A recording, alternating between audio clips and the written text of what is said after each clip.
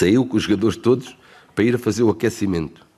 Com aqueles que normalmente não vão jogar com... السلام عليكم. تصريح خطير من المدرب البرتغالي فرناندو سانتوس يفاجئ به المنتخب الجزائري بعد الإقصاء الإفريقي ويفضح الكاف ويكشف عن مفاجأة كبرى بخصوص تدريبه للمنتخب الجزائري. شاهد ماذا قال. ولكن قبل أن نبدأ، لو أنت محب وداعم للمنتخب الجزائري فيرجع الإعجاب بهذا الفيديو، ولا تنسوا أن تعطروا فمكم بذكر الله والصلاة والسلام على رسولنا الكريم.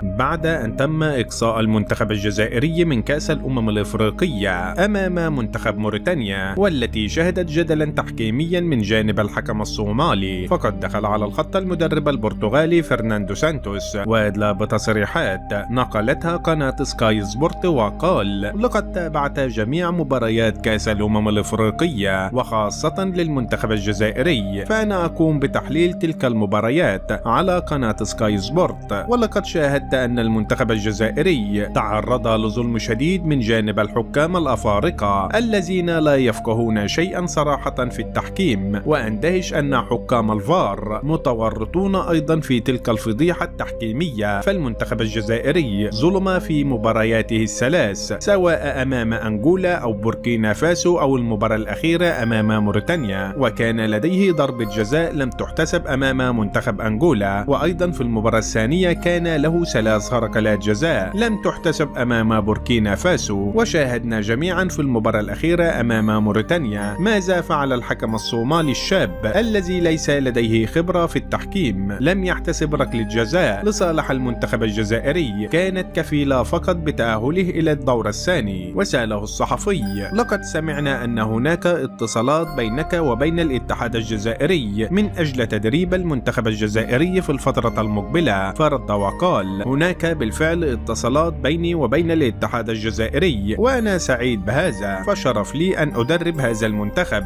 الذي فاز بكأس الأمم الإفريقية عام 2019 بمصر. فهناك استحقاقات قادمة للمنتخب الجزائري، منها التصفيات المؤهلة إلى كأس العالم، ولا ننسى بطولة كأس الأمم الإفريقية التي ستقام العام المقبل في المغرب. فأنا إذا توليت تدريب المنتخب الجزائري فسوف أعتمد على العناصر الشابة، وأنا أعرف عديد اللاعبين الجزائريين الذين ينشطون في الدوري الفرنسي وأيضا الدوريات الأخرى. فأنا فزت مع المنتخب البرتغالي بكأس الأمم الأوروبية، وأود أيضا الفوز بكأس الأمم الإفريقية مع المنتخب الجزائري. وفي النهاية عزيزي المشاهد، هل أنت مع أو ضد تدريب المدرب البرتغالي سانتوس للمنتخب الجزائري؟ شاركونا بآرائكم حول هذا الموضوع، ولا تنسوا الإعجاب بهذا الفيديو والاشتراك في القناة ليصلكم جديدنا.